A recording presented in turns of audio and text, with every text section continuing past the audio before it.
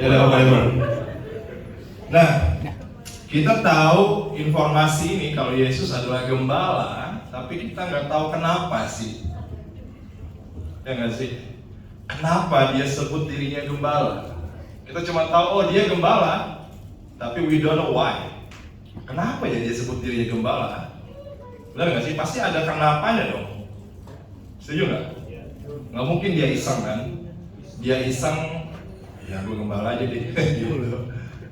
Pasti ada maksud yang menurut saya cukup dalam kenapa dia sebut diri dia gembala dan kita adalah domba-dombanya. Saya cuma mau bilang why-nya kenapa dia sebut kita gembala, karena kita domba yang bodoh. Saya bakal bongkar beberapa poin tentang karakteristik domba sehingga kita bisa melihat dengan jelas betapa kita membutuhkan gembala.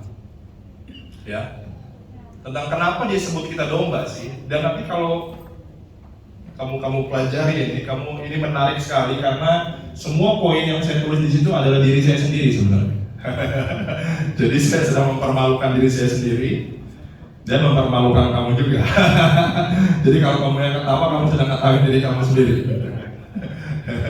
Lagi saya pelajari ini, saya tulis, saya bilang ini gua banget di 5 poin ini. That's the reason why kenapa saya butuh gembala. Dan saya percaya sama juga kamu butuh gembala seperti saya butuh gembala. Ada amin? Kayak God, lihatin ini kayak we're nothing.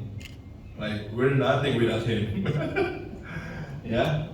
Oke, kita mau pelajari ini pelan-pelan tentang 5 karakteristik domba. Sebelum kita kenal gembala, kita mesti kenal diri kita dulu. Karakteristik kita dulu sebagai domba. Kenapa dia sebut kita domba? Ya, kita buka. Kayak mirip sih, boleh buka siapa tuh tadi? Muka-muka blow on ya. Oke, ini nih menarik. Hal pertama, karakter domba nih ya. Domba itu dia kagak bisa lihat jauh. Dia nggak bisa lihat punya pandangan kayak elang yang jauh puluhan meter ke depan. Karena matanya rabun. Dia itu cuma bisa lihat 2 tapak di depan muka dia doang. Jadi dia itu kalau disuruh buat planning jangka panjang adalah pribadi paling bodoh. Domba itu gitu. Dia tuh nggak bisa lihat jarak jauh. Dia benar-benar cuma bisa ngelihat apa? Beberapa langkah di depannya doang.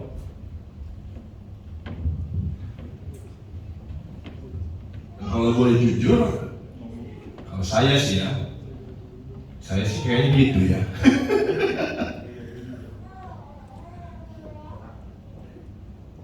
Makanya Yesus bilang jangan khawatir akan hari esok. Karena hari esok memiliki kesusahannya sendiri. Kesusahan sehari cukuplah untuk sehari. Karena mata kita hanya mampu untuk melihat setapak 2 tapak di depan kita. Karena kita domba. Kita nggak bisa lihat lebih jauh dari itu, bos. Lagi kita coba lihat lebih jauh, stres nggak ya? Stres. Karena emang kapasitas kita sebagai domba, kemampuan kita, our ability itu cuma sampai di situ. Cuma bisa melihat setapak 2 tapak di depan muka kita. Lagi kita coba berpikir lebih jauh dari setapak 2 tapak di hadapan kita apa? Stres apa? Langsung, tahun depan kayak mana ya? Ini bagaimana ya? Ini bagaimana ya? Langsung burnout kita. Tapi lagi sadar kita domba, oh ternyata kapasitas gue cuma segono ya. Saya bukan bilang juga nggak usah buat planning tentang masa depan. I'm not saying that. Tapi kita mesti sadar juga kalau kita cuma punya kemampuan segitu. Amin. Lagi sadar ini saya mencoba berhenti belaga pintar ya. Karena saya sok pintar emang. Meskipun saya pintar ya. Jangan bercanda, saya bercanda. Ya. Yang kedua, poin kedua dari karakter domba adalah ini binatang yang lemah. Domba kagak punya tanduk, benar nggak? nggak kayak kambing. Terus senggol dia duduk. Dia kagak punya cakar. Benar nggak? Kakinya cuman ya Pak. Dia nggak punya taring buat menggigit. Intinya gini, domba itu lu apa-apain juga kagak ngelawan. Lu sepak juga dia cuman. Domba adalah binatang yang lemah. Dia sangat butuh perlindungan.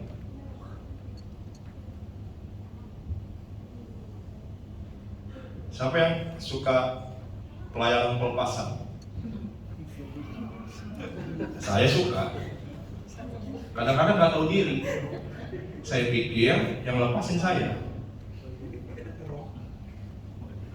Nah, cuma domba kok. Kalau kita masih bisa berdiri, setan nggak ngapa-ngapain lu. Bukan karena lu suci, bukan. Karena lu berdoa puasa 40 hari, setan nggak bisa lakuin apa-apa. Kagak. Kita itu lemah. Setan mau dapat kita itu gampang banget. Kita ini cuma domba. Kenapa kita masih bisa bertahan? Simple. Karena ada gembala agung yang menjaga kamu. Dia melindungi kita dari semua demonic attack yang kita nggak sadar. Oh, jadi bukan karena doa-doa saya pas bukan emang. Bukan karena saya puasa pas bukan. Karena dia gembala yang mengasihi kamu. Amin. Karena kita selemah itu, ya. Karena kita kan lagi pelayanan pelepasan kan lagi pengurapan ngalir, seolah-olah itu pengurapannya kita, seolah-olah itu kuasa kita ya. Lagi pengurapan ngalir kan bisa kerasa tuh ya biasanya. Wah ini pengurapan turun nih, kita rasa itu, wah pengurapan gua, ternyata bukan. Kita ini lemah berdaya. Yang kuat cuma Yesus. Yang kuat cuma Yesus. Ada amin? Yang kita perlu lakukan hanya berlindung dalam naungannya. Sesederhana itu doang. Oke. Terus yang ketiga, karakter domba. Domba itu kagak bisa cari makan. Domba itu gak dablak ya. Jadi dia kalau makan, dia tuh makan rumput kan dia. Dan ada area-area tertentu di mana dia makan rumput. Misalnya ada satu tempat di mana banyak rumput yang hijau, dia akan makan di situ. Tapi kalau rumputnya habis, logiknya harusnya kita pindah cari tempat yang baru yang ada rumput dong. Tapi domba enggak. Dia bakal makan rumputnya sampai habis, terus tanahnya dimakan. Dimakan semua. Kayak Jojon dia. Semua dimakan.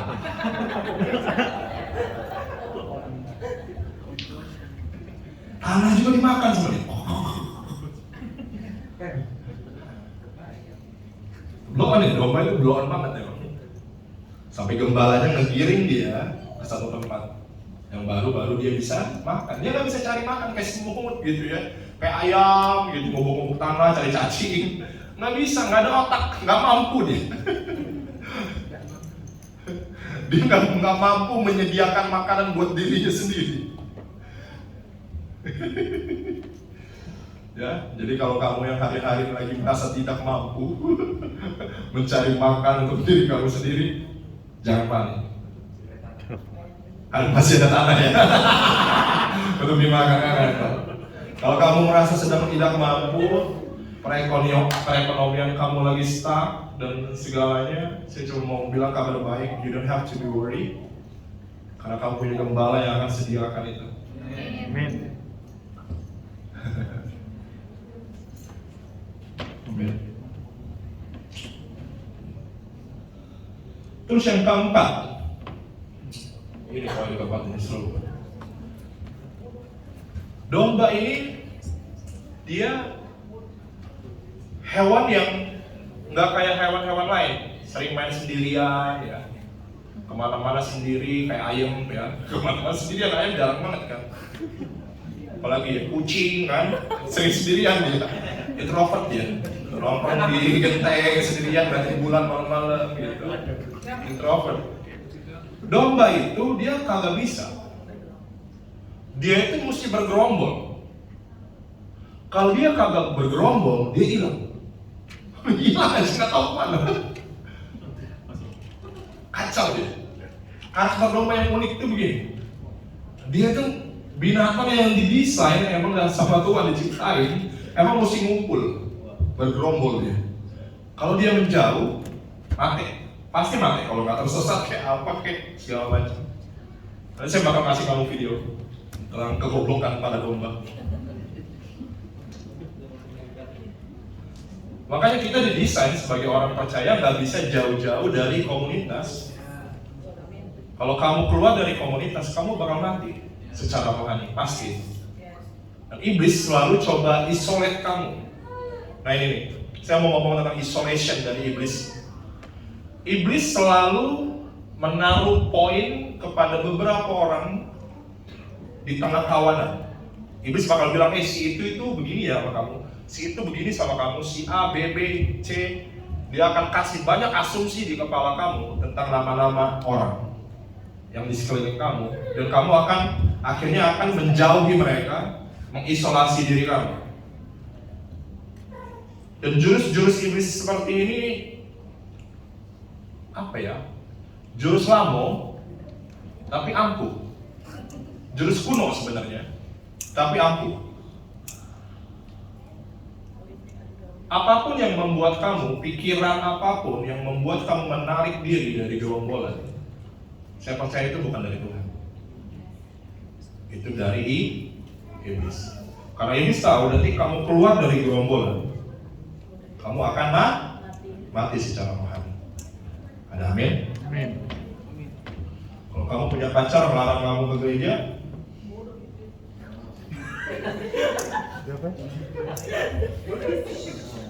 ngasih cuma nanya.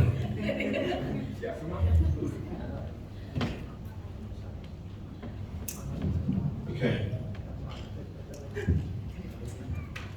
Dan yang kelima, karakter domba. Domba itu lagi dia terluka, atau patah atau apa ya, dia nggak bisa memulihkan dirinya sendiri. Dia nggak bisa kayak kucing, gitu. Kayak anjing atau apa. Dia nggak bisa punya kemampuan. Jadi kalau dia terluka tuh mati. Domba itu binatang yang sangat lemah, tak berdaya. Dan yang saya sebel, kenapa saya dan kamu disebut domba?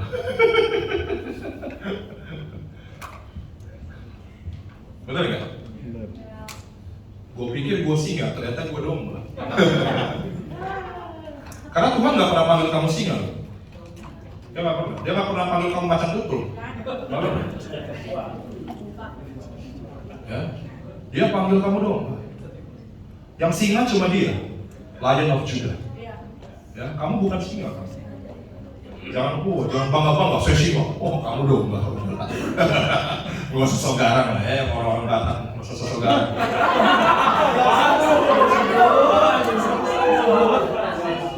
Nah, kalau orang Batak biasa sok garang kan? Udah Ivan ya kan?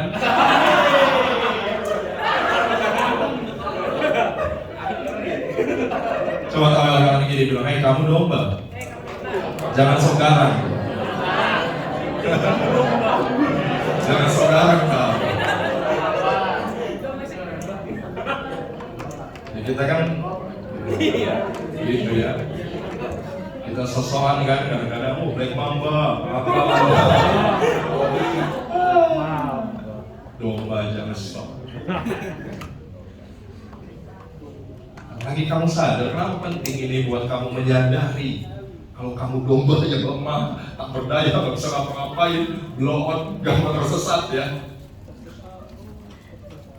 Saya akan kasih beberapa video ya, tadi kan sesuai arahan poinnya ya, untuk kamu lihat tentang kebodohan, beberapa video tentang kebodohan domba-domba, kebodohan diri kamu sendiri sebenarnya. Oke, silakan monggo.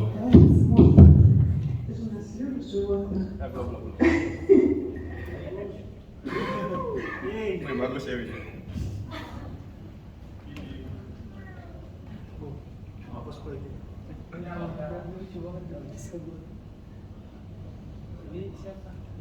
Dari awal. Да, сможешь жить. Ты же нас любишь, Бога.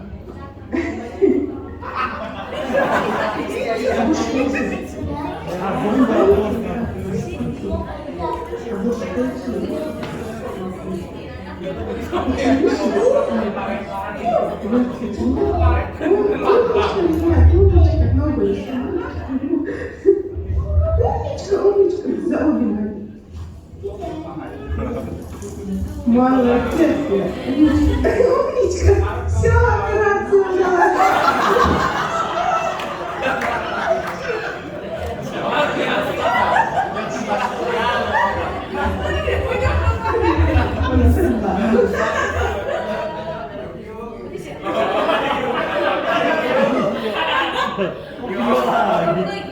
Ada video.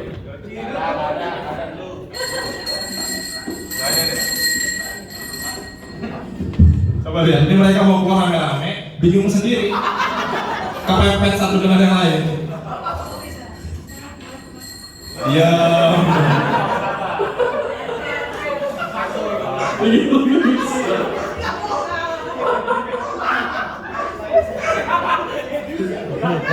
Bingung kan mereka?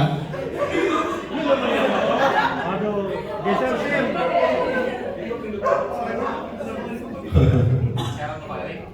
Mau keluar ruangan aja bingung sendiri. Nah ini yang lucu terakhir, last one.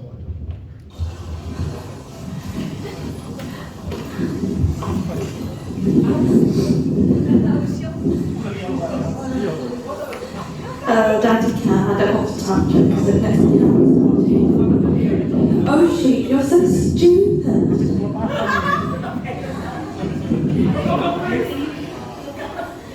How did you get that?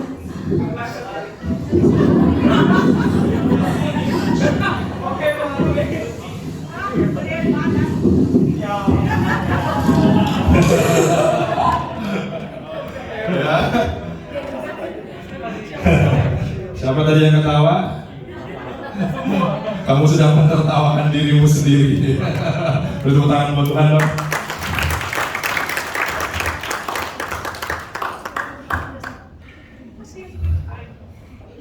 Pusing ya? Ngeliatin domba jatuh sendiri, nggak bisa bangun sendiri. Sama kayak kita mirip seperti itu ya. Kita sama pelawannya dengan domba-domba yang kita tonton tadi. Dari 5 karakter ini kita akan bandingkan dengan 5 karakter Tuhan untuk kita. Karena dengan melihat diri kita sendiri, dengan melihat karakter kita sendiri secara rohani, akhirnya kita bisa mengerti, oh betapa aku membutuhkan gembala yang baik gitu. Yesus, the good shepherd himself. Yang pertama kita buka di Yohanes 10 ayat 4.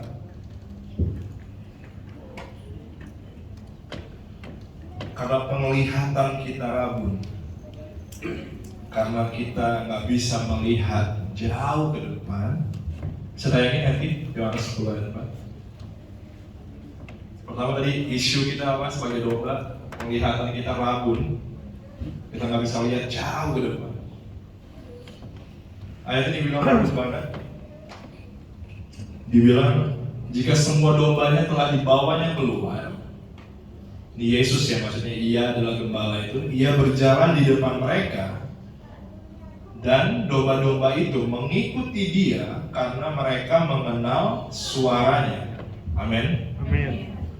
Yesus berjalan di depan dari rombongan domba.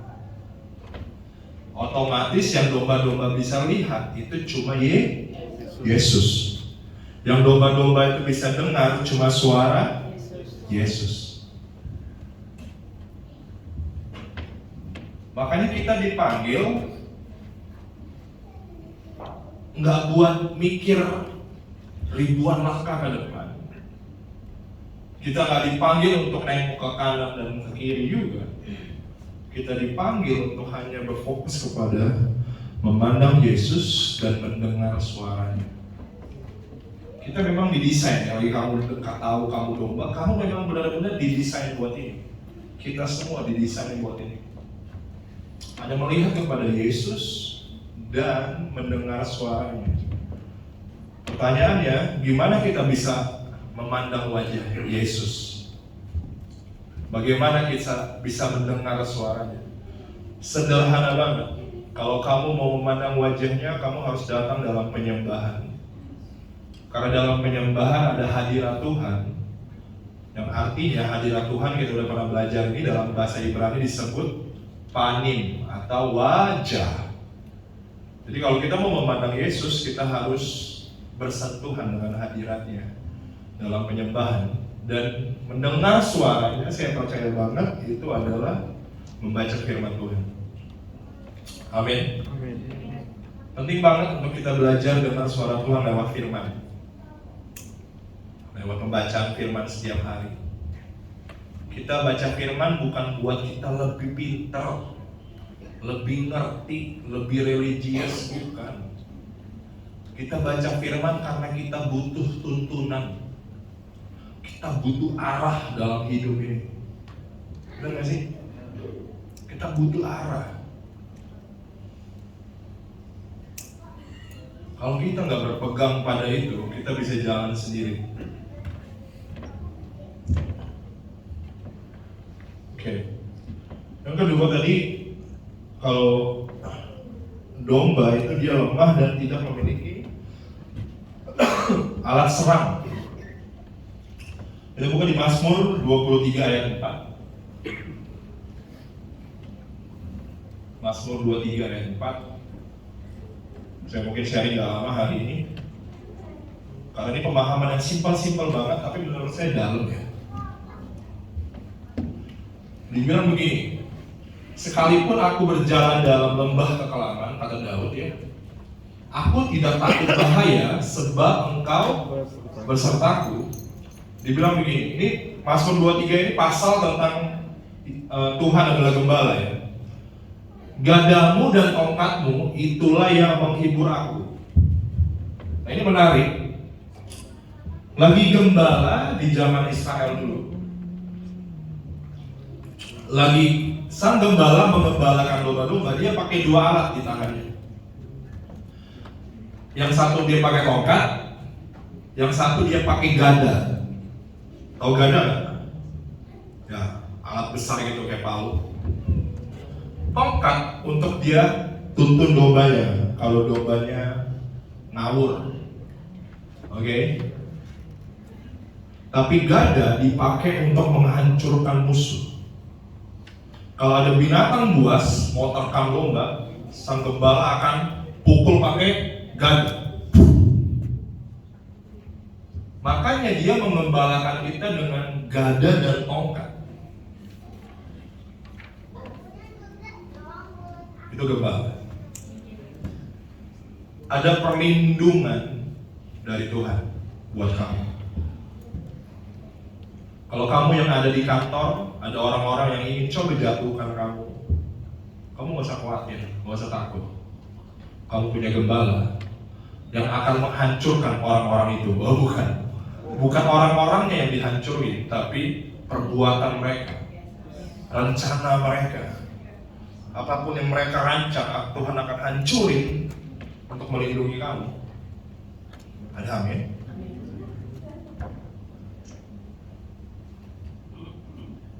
Kita kan kadang reward sendiri ya.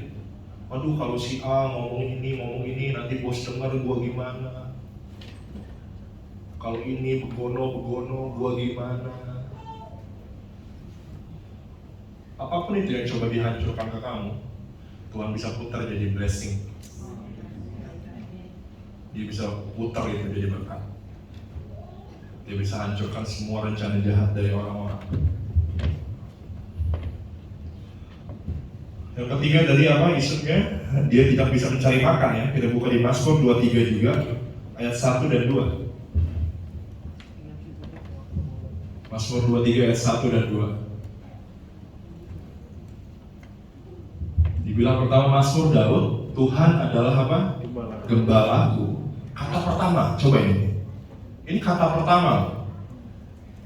Ayat 1 tetap ayat 1. Kata pertamanya Daud apa? Takkan kekurangan aku. Kata pertama yang keluar dari pengembalanya Tuhan adalah takkan kekurangan kita. Percaya nggak kita?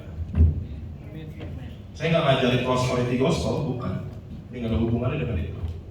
Tapi saya percaya banget, domba-domba Tuhan nggak akan kekurangan. Itu kata pertama yang keluar dari Daud. Lagi dia menggambarkan Tuhan sebagai gembala, dia bilang, Tuhan adalah gembalaku, takkan kekurangan aku. Kata keduanya itu, kata pertama, penjelasan dari apa yang dia mengerti. Ada amin? Takkan kekurangan. Coba, kawan dulu kan kirinya. Takkan kekurangan.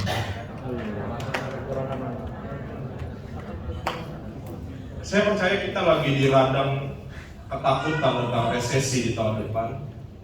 Karena beberapa petinggi negara sudah ngomong itu. Oke? Para YouTube kontender udah buat konten tentang ketakutan akan itu semua. Ya. Padahal itu juga nggak tahu terjadinya begitu apa kagak. Tapi kita semua takut ya. Tapi saya mau bilang, apa tadi domba bisanya apa? Cuma ngelihat 1-2 langkah ke depan. Dia gembala. Lagi kita lihat gembala, dia bilang ini, dia adalah gembalaku. Kata kedua yang keluar apa? Takkan kekurangan aku.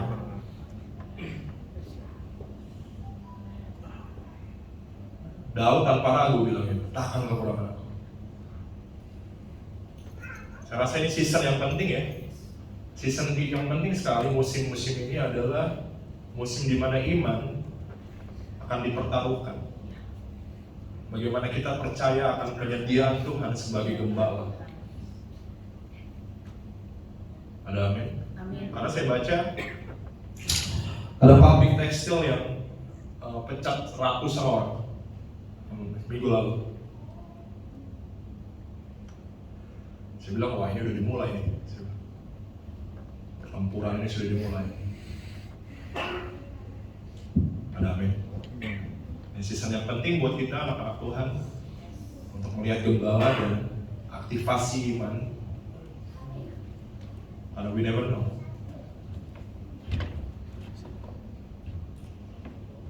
Ayat kedua, hand on. Nah ini coba. Dia membaringkan aku di padang rumput yang hijau. Dia membaringkan. Dia nggak cuma taruh kamu di padang rumput, dia membaringkan kamu di sana. Membaringkan itu artinya apa? Rest. Ya. Dia membuat kita resting di padang yang berumput hijau. Ia membimbing aku ke air yang tenang. Rumput hijau tadi apa? Bicara tentang makanan domba. Dia bawa ke tempat di mana banyak sumber penyediaan makanan, dan bukan dia bawa aja di situ, dia buat kamu beristirahat.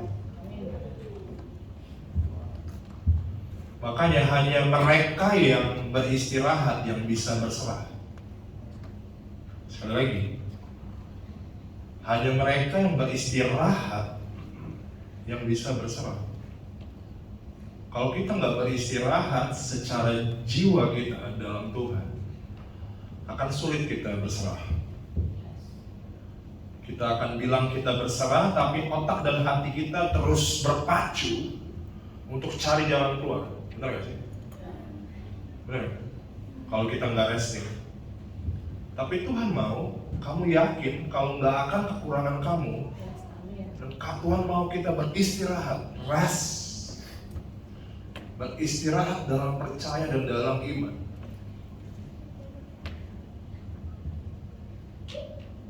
Dan dia akan menenangkan jiwa kita.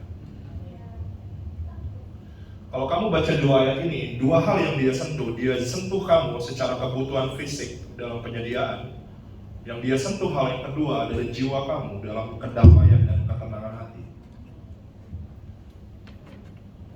Karena menurut saya itu berhubungan. Penyediaan dan damai dalam jiwa kita adalah dua hal yang bersentuhan sekali. Kamu bisa punya uang banyak, tapi kalau jiwa kamu gundah gulana, dikejar orang, apa segala macam, stres dan segalanya, penting apa? Berguna nggak kayaknya? Berarti nggak sih? Tahu nggak maksud saya? Kau punya uang banyak, tapi jiwa kamu tertekan, depresi dan lainnya, stres, takut, Tapi jiwa yang tenang juga tanpa penyediaan nggak bisa tenang juga. Ada amin. Saya ngomong real. Jiwa yang tenang tanpa lihat penyediaan juga galau juga. Kenapa saya bilang dia sentuh dua area ini? Dia sentuh physical touch kamu, physical needs kamu dalam penyediaan, dan dia juga sentuh lebih dalam lagi jiwa kamu supaya kamu sangat stabil di dalam iman. Ini gak ada hubungannya dengan prosperity gospel, tapi saya percaya ini adalah karakter dari Tuhan yang adalah gembala. Ada amin.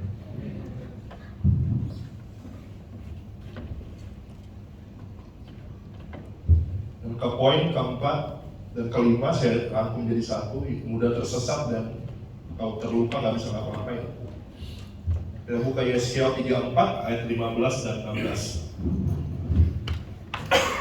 Saya sedang tunjukkan karakter-karakter gembala buat kita, supaya kita mengerti, pertama kita ngerti karakter domba, yang akhirnya kita ngerti juga karakter-karakter gembala kita.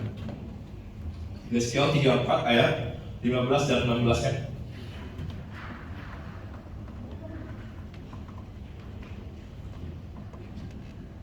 Oke, ini Tuhan yang ngomong. Dibilang, aku sendiri akan menggembalakan domba-dombaku, dan aku akan membiarkan lagi apa? Sekali lagi dibilang apa? Mereka berbaring. Sekali lagi Tuhan mau kita banget untuk rest. Ya, Dia mau kita berbaring, santai, relax, dan memandang Tuhan. Demikianlah firman Tuhan Allah. Dan ayat 16, ini powerful. Yang hilang akan kucari, yang tersesat akan kubawa pulang, yang luka akan kubalut, yang sakit akan kukuatkan, serta yang gemuk dan yang kuat akan kulindungi. Aku akan mengembalakan mereka sebagaimana seharusnya. Ada amin. Kita mudah tersesat, jangan takut, Dia akan temukan kamu.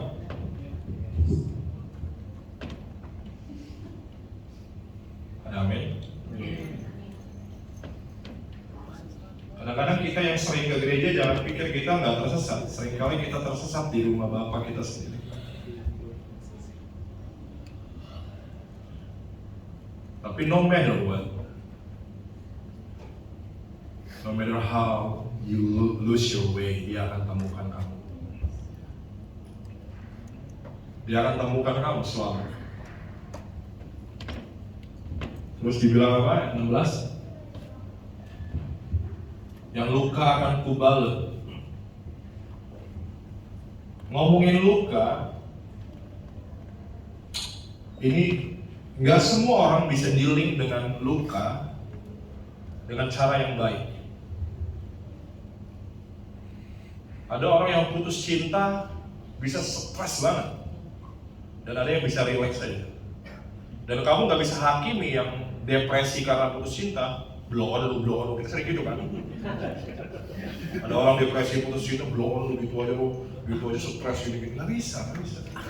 Semua orang itu punya kapasitas untuk handle mereka punya luka. Kamu nggak bisa samakan semua orang.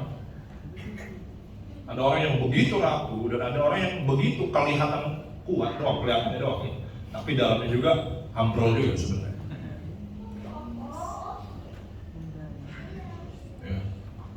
Dan banyak luka yang kita terima dari pekerjaan kita, dari persahabatan kita, dari keluarga kita, dan dari semua itu. Dan kata di sini, yang luka akan kubalut, itu bukan kejadian satu kali. Artinya di situ setiap kamu terluka, Dia akan balut. Setiap kamu terluka, Dia akan datang, dia akan balas. Every time. Setiap kita terluka, dia akan hadir di situ, menyembuhkan kita lagi dan lagi dan lagi dan lagi. Amin.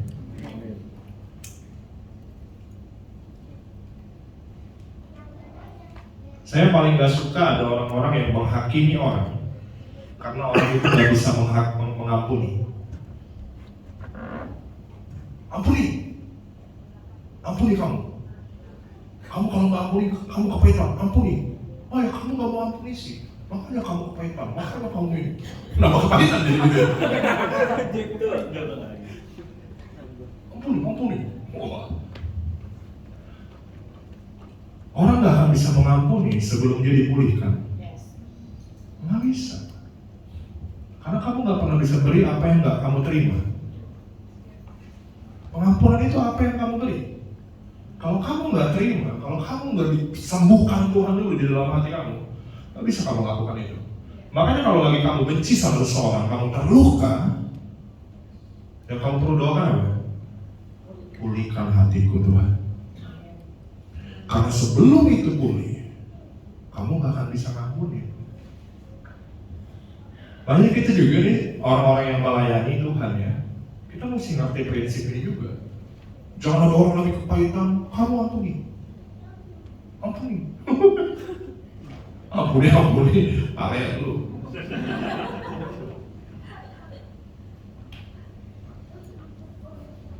Izinkan Tuhan sembuhkan dulu luka hati. Amin. Saya rasa kita adalah generasi yang mudah terluka hari-hari ini. Ada amin? Karena ini generasi yang sangat lack of commitment. Sangat rendah dalam hal komitmen. Seriously. Banyak orang yang lagi bilang, hey kita jadian, pacaran. Sebegitu mudah mereka jadian, sebegitu mudah juga mereka putus. Sebegitu mudah mereka bilang ke pasangannya, hey I will be with you forever. Tapi sebegitu mudahnya juga mereka tinggalkan pasangannya.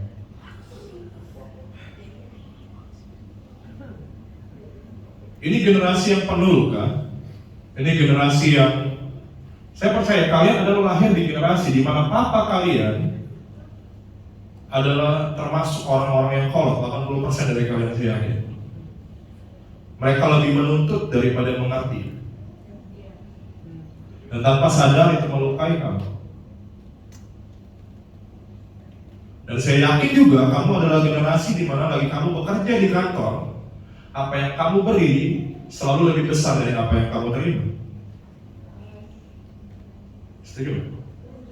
Apa yang kamu beri buat pekerjaan kamu jauh lebih besar. Kamu beri 10, kamu cuma terima 1. Oh, yes, saya gede banget.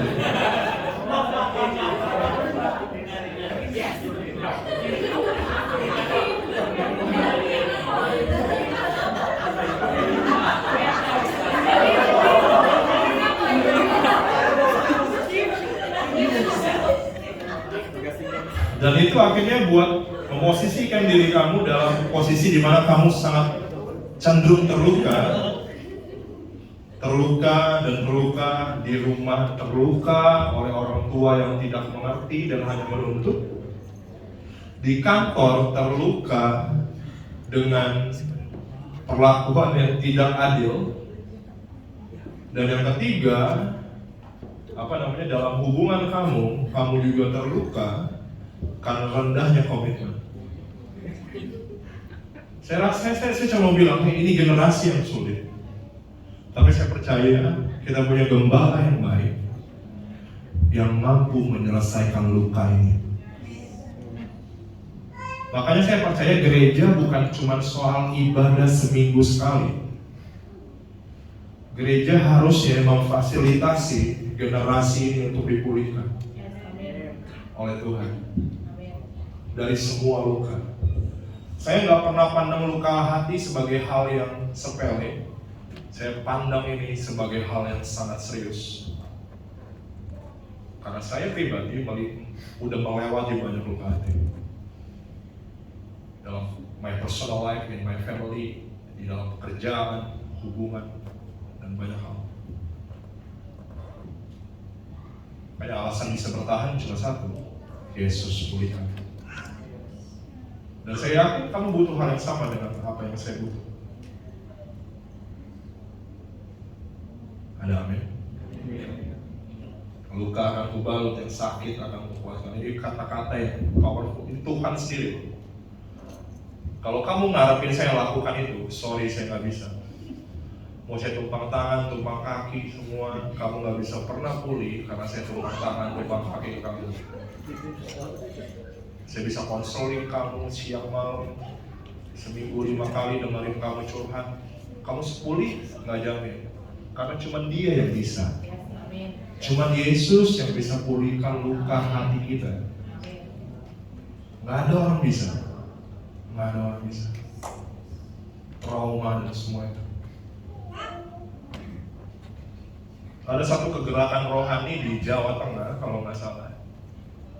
Ada misionari ke sana dan kegerakan rohani besar-besaran terjadi. Roh Kudus bekerja, orang-orang bertobat dan bla bla bla.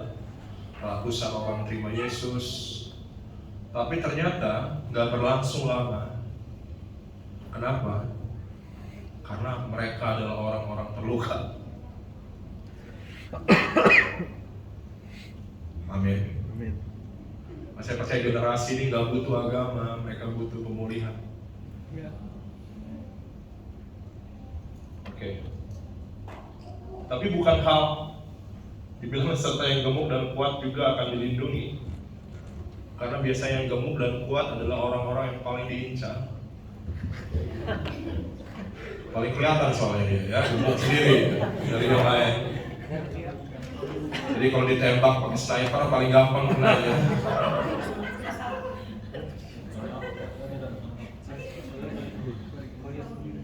Tapi tenang aja, Tuhan juga akan lindungi. Aku akan mengembala mereka sebagaimana seharusnya. Poin-poin yang saya bagi tadi buat kita menyadari betapa lemah kita.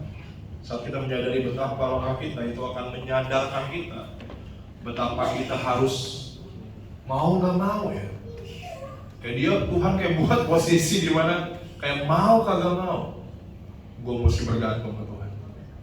Mau nggak mau gue mesti follow kemana dia pergi. Mau nggak mau gue mesti lihat dia. Mau nggak mau gue mesti dengar suaranya. Kalau enggak, kita tahu ini nggak akan mudah. Amin. Saya berdoa ini semua membuka hati dan pikiran kita untuk kenal Tuhan lebih jauh. Saya langsung pakai berdiri.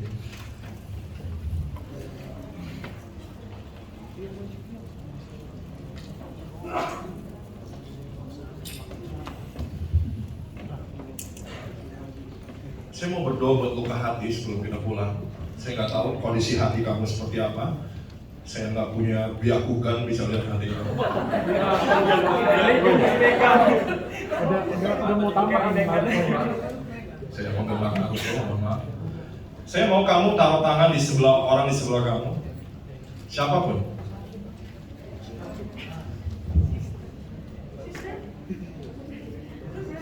Dan kita sama-sama berdoa, Tuhan, pulihkan hati kami. Yuk, semua tutup mata, fokus ke Tuhan. Kita berdoa sama-sama untuk pemulihan hati, karena kita nggak tahu apa yang orang-orang di sebelah kita hadapi. We never know.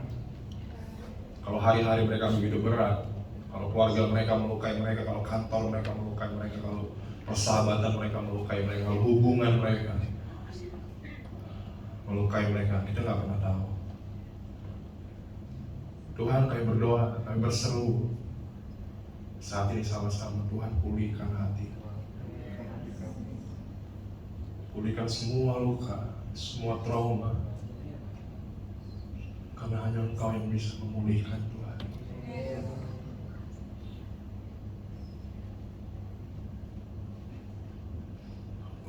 Yesus. Aku percaya Engkau adalah gembala yang akan memulihkan kami. Sembuhkan kami, Yesus.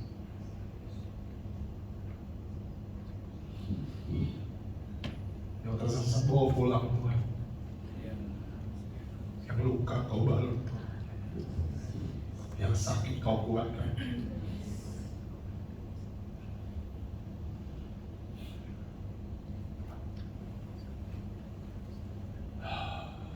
Pulihkan, Yesus. Pulihkan. Mampukan kami. Pulihkan kami sehingga kami mampu untuk mengampuni. Pulihkan kami sedemikian rupa sehingga kami mampu untuk mengasihi orang-orang.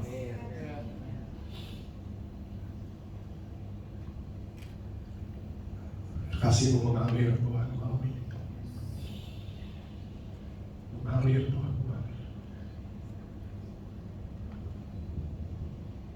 Saya mau satu orang peluk Jennifer, satu orang Fanny Batu peluk Jennifer.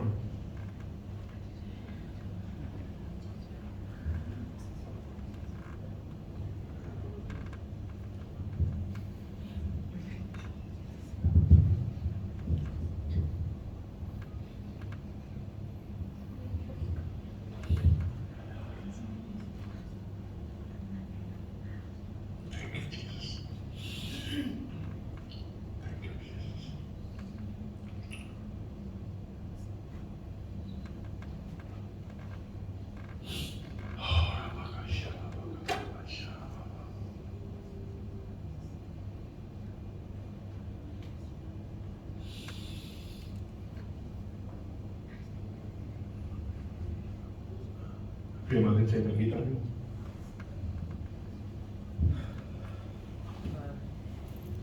Dan dari Dewi. Namanya terus berdoa. Saya rasa Tuhan masih bekerja, santai aja. Kalau kamu rasa Tuhan sudah selesai, kamu boleh buka mata. Kalau kamu merasa Tuhan masih mau bekerja untuk kamu, tetap tutup mata dan buka hati.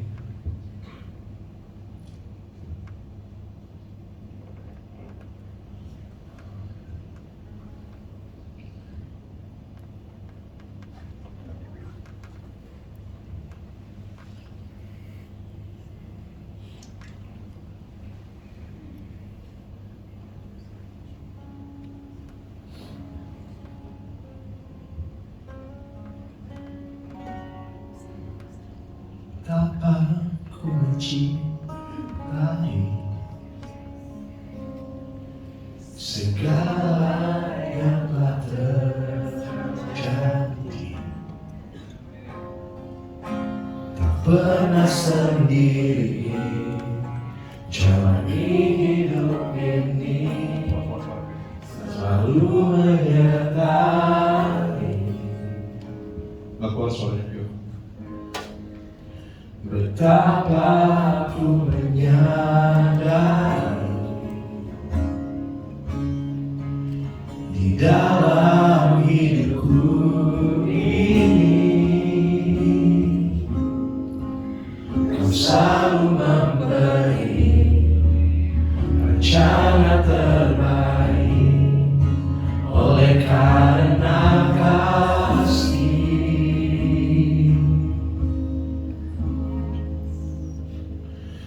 Bapa, sentuh hatiku, ubah hidupku menjadi yang baru, bagai emas yang murni.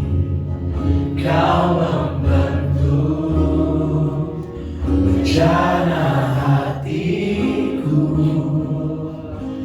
Bapa, ajarku mengerti sebuah kasih yang selalu memberi, bagai air mengalir yang tiada pernah berhenti.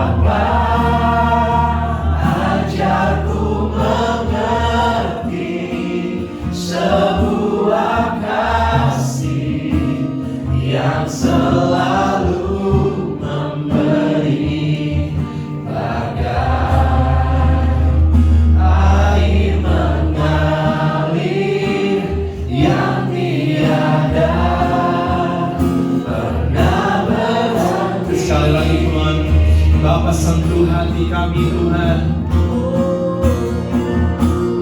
Bapa sentuh hatiku, ubah hidupku menjadi yang baru, bagai emas yang murni. Kau membentuk bejana hati kami, bejana hati. Ya, semua yang terjadi adalah membentuk hati kami, Tuhan. Ya Tuhan, ya Kau gembala kami, yang membalut luka kami terus Tuhan, terus membalut, menyembuhkan kami. Yesus yang tiada pernah berhenti, bagai air mengalir yang tiada pernah berhenti, bagai air mengalir yang tiada pernah berhenti.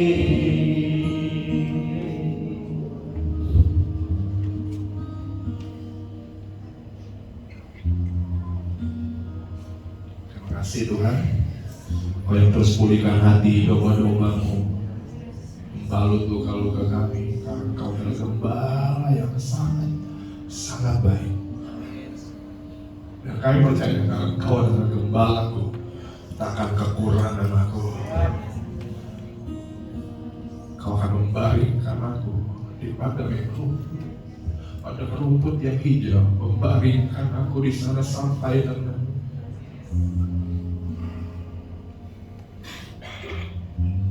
Terima kasih Bapa. Kalau sebentar kami mau pulang, kami serahkan seminggu ke depan di tangan Tuhan. Ajar kami jadi domba yang terus memandang gembala kami di depan dan mendengar suara Tuhan setiap hari. Terima kasih Bapa, dalam nama Yesus sama-sama katakan amin. Tepuk tangan buat Tuhan teman-teman. Selamat hari Minggu, Tuhan berkati.